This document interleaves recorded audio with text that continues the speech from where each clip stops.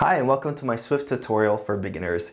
In this video, we're going to go through another collection type called the dictionary. Now, these are really common, especially when you're working with data from a remote database or from a third-party API. All right, stay tuned.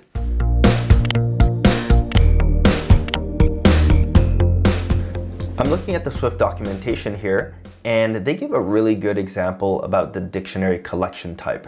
And before we go into the actual example, let's take a look at the differences between dictionaries and arrays, which we went over in the previous lesson, and talk a little bit about what makes them different and when you would use one over the other.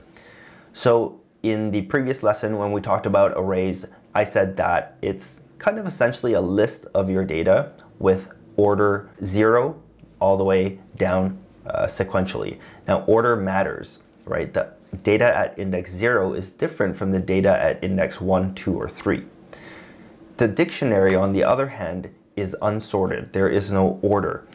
Now, how do you put data into a dictionary? Well, data is put in as key value pairs. So each piece of data that you put into the dictionary, you have to give it an associated key to retrieve that piece of data later on. Think of it as kind of like, well, a dictionary where you have maybe the word being the key, right? When you're flipping through a dictionary, you're looking for the word. The value that you get from finding that word is the definition. So you can kind of think of it like that. Or in this case, the example that they give is that the value is the airport name, whereas the key is the airport code. Now, one very important thing that I need to stress is that the keys have to be unique, right? Or else it's not going to work. If you have two different pieces of data with the same key, how are you going to distinguish between the two when you look them up? Now, why don't we jump into the playground and let me show you an example of how to declare a dictionary and some of the ways that we can use it. All right, first let's declare a dictionary. So I'm going to say var my dictionary equals, and just like an array, you start with 2 square brackets like that. And then inside, you specify the data type of the key, followed by a colon, and then the data type of the actual value that you're trying to store.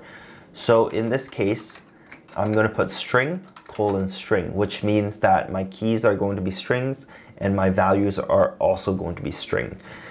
And just like you saw in the previous lesson about how to declare an empty array, you can do the same thing. I'm going to declare an empty dictionary just like this. So essentially, this is the type of the dictionary. All right, so let's go ahead and put some data into our dictionary. So we're going to type my dictionary, and then we're going to have 2 square brackets. In an index, you would put the index in here, right? Well, for the dictionary, instead you put the key in here.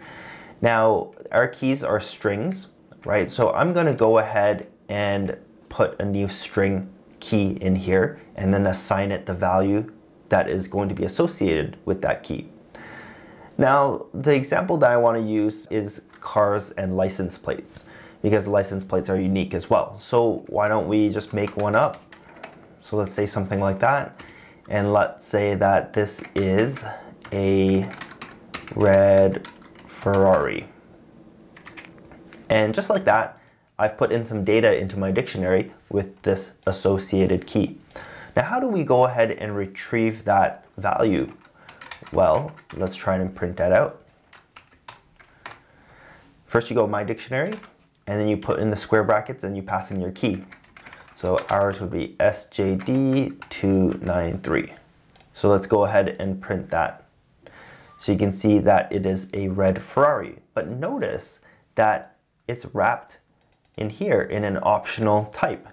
The reason for that is because if you try and access, let's say, a key that doesn't exist, let me just make something up, let's just say 1, and there is no key in our dictionary with 1, as the key, when you run it, you actually get nil. So that's why what you get from this is an optional type. It could be a string or it could be nil. All right, so I'm going to write down some comments here. Assigning data into a dictionary. This is declaring an empty string dictionary. This would be retrieving a value.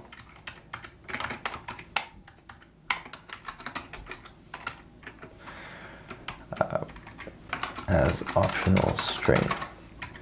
So typically when you try to retrieve the value for this key, you would assign it to something like that. Let's say my car is equal to this, and then you would have to check using one of those methods we talked in the optionals lesson, like checking it against nil, using equals, or using optional binding, or anything like that.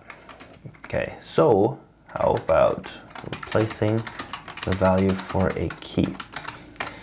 So let's say we changed cars, but we kept the same license plate.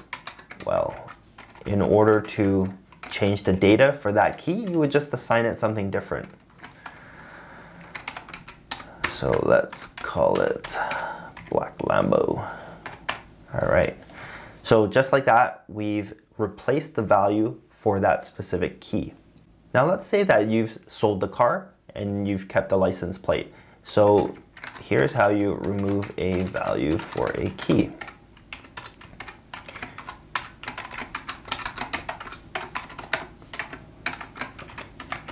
Equals nil. Simply by assigning it nil like that, you're essentially removing the data for that key. And the last thing I want to show you is how to iterate or go through the items of the dictionary. And remember, there is no order, but we can still loop through the items of a dictionary by using the for loop.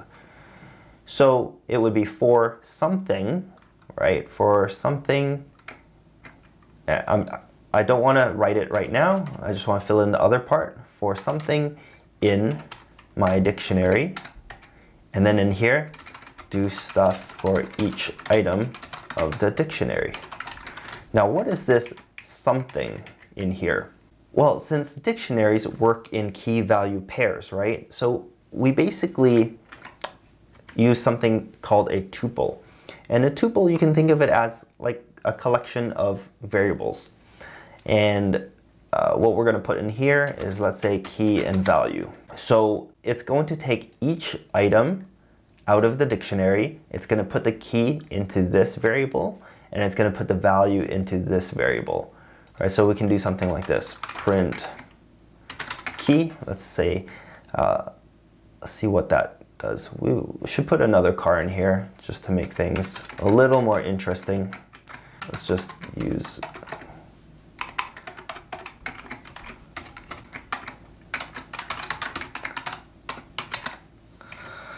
okay, let's try to print this now. So we get our 2 keys, but we only have 1. That's because we removed this car for this key. Why don't we go ahead and comment that out? So we still have 2 cars in our dictionary. And why don't we run it now? So now you can see the 2 keys. We can also print out the value instead. You'll see our 2 cars here. Now, we can use them separately. We can insert the key. Let's say is a value. You could do that. So that's how you iterate through a dictionary. So that pretty much wraps up using a dictionary, and you will find that it will come in handy alongside using arrays when it comes to organizing your data. So if you like this video, please hit the thumbs up button and please subscribe if you haven't already. Now click on over to the next lesson and we'll talk over there.